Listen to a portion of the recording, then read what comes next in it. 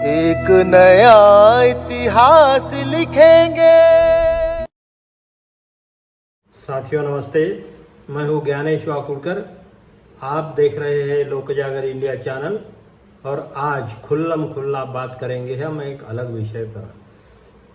विदर्भ से एक अपक्ष एमएलए बार बार जो जीत कर आए थे, बच्चू कडू, इन्होंने किसानों के लिए और दिव्यांग लोगों के लिए अनशन शुरू कर दिया था। उनका अन्न त्याग आंदोलन 6 दिन चला।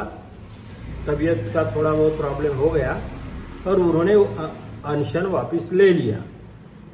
अब ये तो स्वाभाविक है, हम लोग ऐसी अपेक्षा नहीं कर सकते कि बच्चू कडू ने किसानों के लिए जान दे देनी चाहिए, दिव्यांगों के लिए जान दे देनी चाहिए, कोई नहीं करेगा।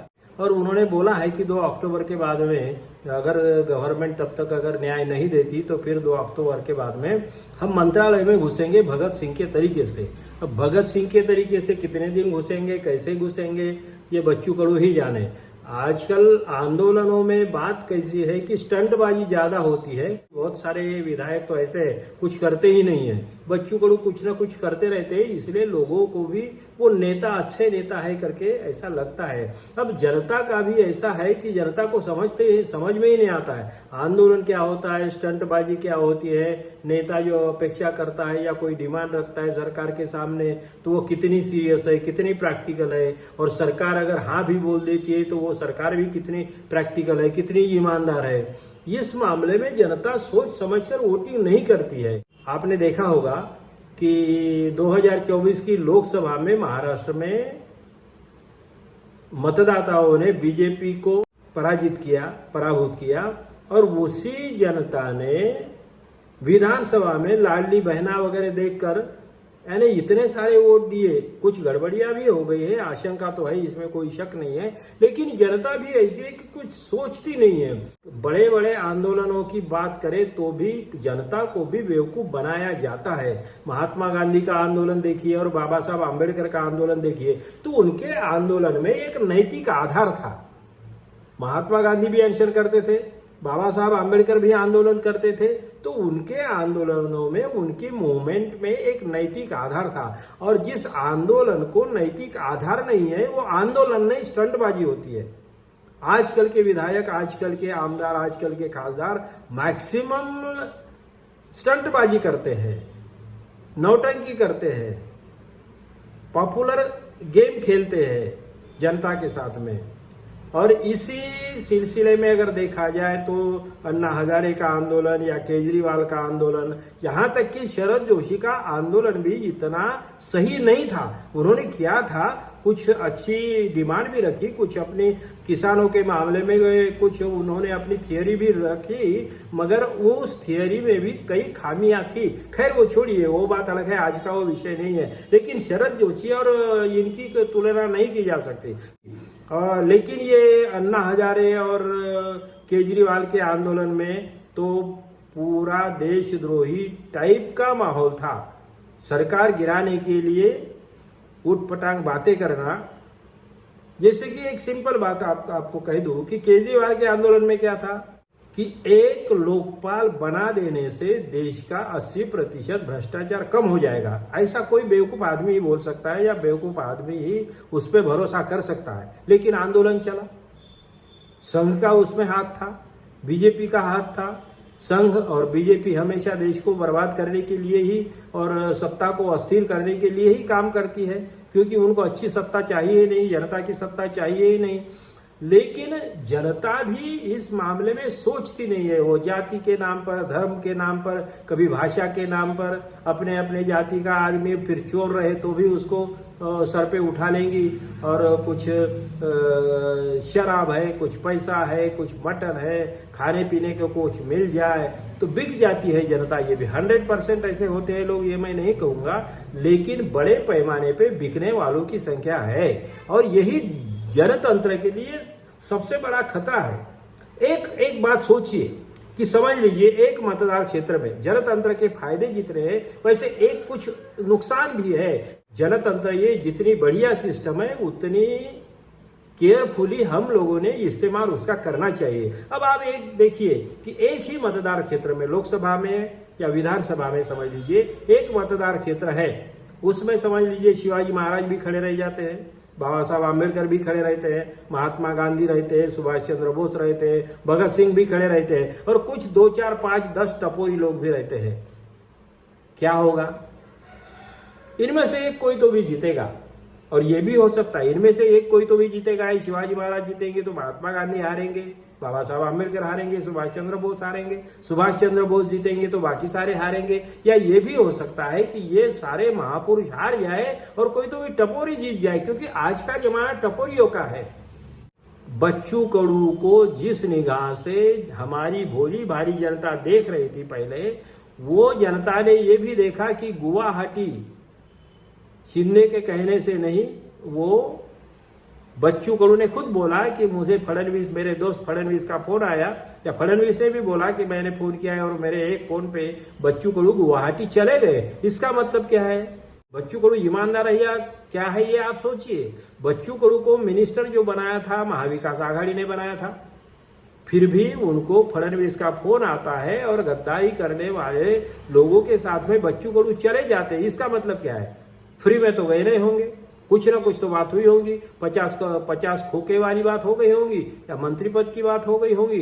राज्य मंत्री पद था तो कैबिनेट मंत्री उनको मिलने के चांसेस होंगे, जो भी होगा, या उन्होंने आश्वासन नहीं भी दिया होगा, मगर यही लालच में चले गए ना। नहीं तो एक फोन से कौन कैसे जाता है? जिन्होंने आपको मिनिस्टर बनाया उन्हीं के साथ में आप धोखाधड़ी करते हो, चले जाते हो, ईमानदार लोगों के साथ में नहीं रहते हो, और किसानों को 750 किसानों को मरवाने वाली भाजपा के साथ में आप चले जाते हो, फडणवीस के जैसे धोखेबाज आदमी के साथ में चले जाते हो, तो वो बच्चू कडू को नेता, किसानों का नेता कैसा माना जाएगा?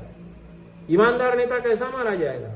उनके आंदोलन को आंदोलन कहेंगे या नौटंकी कहेंगे? तो ये तो आपको तय करना है।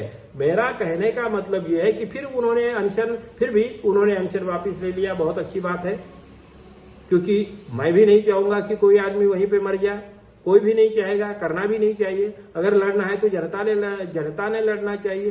अगर जनता को न्याय चाहिए, किसानों को न्याय चाहिए, तो किसानों ने ईमानदार नेताओं को जिताना चाहिए।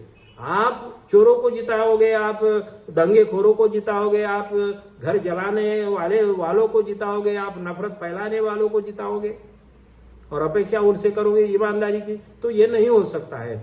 लेकिन फडणवीस ने बोल दिया, या फडणवीस के आदमी ने बोल दिया कि हम कमेटी बनाएंगे, और इस पे आक्षेप ले लिया है। राजू शेट्टी ने भी बोला है, राजू शेट्टी एक अच्छे नेता है, इसमें कोई शक नहीं है। राजू शेट्टी ने बोला कि 16 लाख करोड़ की कर्ज माफी उद्योगपतियों के लिए की, मतलब बड़े उद्योगपतियों को 16 लाख करोड़ रुपए माफ कर दिए गए। तो क्या उस समय कमेटी स्थापन की थी? कौन सी कमेटी स्थापन की थी? वो कमेटी ने क्या अहवाल दिया है? तो फिर किसानों के कर्ज माफी के लिए क्यों चाहिए आपको समिति? इसका मतलब यह है कि किसानों को बर्बाद करना यही बीजेपी का और फडणवीस का मकसद है। बलि राजा को जिस तरीके से बट्टू आमन ने जमीन में गाड़ दिया था, पाताल में गाड़ दिया, 750 किसानों को मरवा दिया मोदी शाह ने, फडणवीस भी उसमें शामिल थे ना, फडणवीस की भी सरकार थी ना। अगर आप सोचते हैं कि फडणवीस की सरकार किसानों को न्याय देगी, तो आपका भला भगवान ही कर सकता है। आप भी सोचिए कि महाविकास आघाड़ी ने बच्चू कडू को राज्य मंत्री बनाया था। राज्य मंत्री बनाने के बाद में बच्चू कडू अगर फडणवीस के एक फोन पे गुवाहाटी चले जाते हैं, बेईमानी करने पे उतारू हो जाते हैं, गद्दारी करने के लिए उतारू हो जाते हैं, उस बच्चू कडू को अगर फडणवीस ने या उस समय के चीफ मिनिस्टर शिंदे ने अपने मंत्रिमंडल में ले लिया होता, सोचिए, अगर उस समय के मंत्रिमंडल में बच्चू कडू को राज्य मंत्री या कैबिनेट मंत्री बना दिया गया होता, तो क्या बच्चू कडू किसानों के लिए आज ऐसा आंदोलन कर रहे होते? या अभी के सरकार में बच्चू कडू को अगर मिनिस्टर बना दिया होता, तो क्या बच्चू कडू की हिम्मत थी? क्या बच्चू कडू में इतनी नैतिकता थी? तो ये कतई नहीं हो सकता। आप सोचिए, ये मेरे कहने से नहीं होता है। कहने का मतलब क्या है कि कोई भी आंदोलन, मैं जनता को रिक्वेस्ट करूंगा, आप सोचिए कि जनता कि ये जो खुद नेता कहते हैं वो असल में नेता भी नहीं होते हैं। देखिए 288 मतदार क्षेत्रों में आप गधों को खड़ा करिए, घोड़ों को खड़ा करिए, या सारे भगवान 33 करोड़ भगवानों को लाके खड़ा कर दिए, जीतेंगे तो 288 ही। इसका मतलब सारे के सारे गधे खड़े होते हैं तो भी 288 जीतेंगे, सारे के सारे भगवानों को खड़ा कर देते हैं तो भी 288 जीतेंगे। ये भाई कानूनी प्रक्रिया है, इसमें कोई बड़ी बात नहीं है। कोई आमदार होना, खासदार होना ये कोई बड़ी बात नहीं है। लेकिन वो काम क्या करता है, आंदोलन क्या करता है, तो आंदोलन के पीछे आप उसकी प्रेरणा देखिए। जिस आंदोलन को या जिस मूवमेंट को या जिस मोर्चे को, अनशन को नैतिक आधार नहीं है, या जिस नेता के आचरण को नैतिक अधिष्ठान नहीं है, वो नेता स्टंटबाज है, ये समझ लीजिए। कोई भी हो, मैं बच्चों को कड़ू के लिए नहीं बोल रहा हूं या किसी को नेता के लिए नहीं बोल रहा हूं। मोदी हो, शाह हो, बच्चू कडू हो, राजू शेट्टी हो, शिंदे हो, या फिर अजित पवार हो। अजित पवार तो भी बोलते हैं कि हम शिव, फुले, चाहू, आम्बेडकरी विचारधारा के लोग हैं, विचारों से कभी एडजस्टमेंट नहीं करेंगे। ये तो ताज्जुब की बात है, ये तो जोक है। ये कोई एक भोसले है, वो बोलते हैं कि शिवाजी महाराज के वंशज वगैरह खुद को बोलते हैं, और वो स्टेटमेंट करते हैं कि मोदी जैसा प्राइम मिनिस्टर नहीं मिला। अरे ये क्या लाचारी है, क्या बेवकूफ़ी है। और इनको आप लोग नेता बोलेंगे, राजा बोलेंगे, महाराजा बोलेंगे, शिवाजी महाराज के वंशज बोलेंगे, तो ये छोड़ दीजिए। जनता ने समझदारी करनी चाहिए, जनता ने समझना चाहिए, और जनता ने ही अच्छे लोगों को जिताना चाहिए। गरीब कार्यकर्ताओं को जिताइए, अच्छे कार्यकर्ताओं को जिताइए। फिर कल बेईमानी करता है तो करने दो, कोई प्रॉब्लम नहीं है। ये चोरों से तो अच्छा रहेगा। बच्चू कडू भी पहले अपक्ष करके ही आए थे, लेकिन बच्चू कडू हमेशा स्टंटबाजी तो करते रहे, बाकी लोग कुछ नहीं करते, उसमें स्टंटबाजी करते रहे। और आप लोगों को स्टंटबाजी ज्यादा पसंद आती है। शरद जोशी ने भी कई मामले में जनता को गुमराह किया, अन्ना हजारे ने भी गुमराह किया, ये केजरीवाल ने भी गुमराह किया। यही गुमराह करने वाले लोगों को, और मोदी शाह तो शहनशाह है, जुमलेबाज है, झूठ बोलने में माहिर है, ऐसे लोगों की सरकार आप अगर बार बार जिताएंगे तो आपका रखवाला तो कोई नहीं होगा, आपका रखवाला कोई नहीं होगा। भगवान भी आपको नहीं बचाएगा, 33 करोड़ भगवान भी आपको बचाने वाले नहीं है। अगर जनतंत्र को बचाना है, अपनी अगली पीढ़ियों को बचाना है, तो आपको ही ईमानदारी से वोटिंग करना होगा। बच्चू कडू ने जो अनशन वापस ले लिया है, आंदोलन वापस ले लिया है, मतलब ब्रेक दिया है, तो उसके मामले में सोशल मीडिया पे देखिए तो सारे के सारे लोग उनके नाम से गालियां बक रहे हैं, ट्रोल कर रहे हैं। उन पे भरोसा रहा नहीं, क्योंकि जो भी गुवाहाटी गया, सत्ता में आया या नहीं आया, लोगों का भरोसा उठ गया है।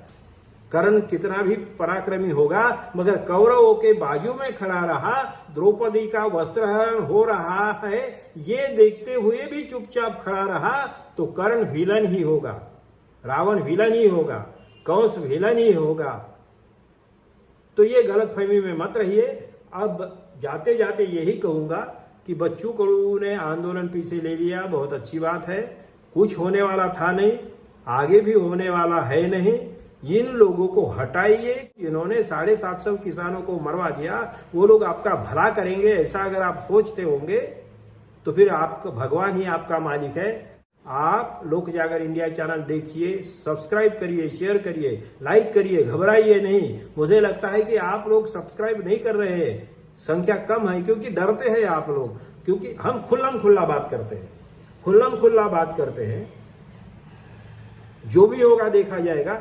देश के सामने देश से बड़ा कुछ नहीं है, जनता से बड़ा कुछ नहीं है, जनतंत्र से बड़ा कुछ नहीं है। हम खुल्लम खुल्ला बात करते रहेंगे, आप सुनते रहिए, लोगों के तक पहुंचाते रहिए, शेयर करिए, सब्सक्राइब करिए, लाइक करिए। लोक जागर इंडिया चैनल को अपना चैनल समझिए, हमें साथ दीजिए। धन्यवाद।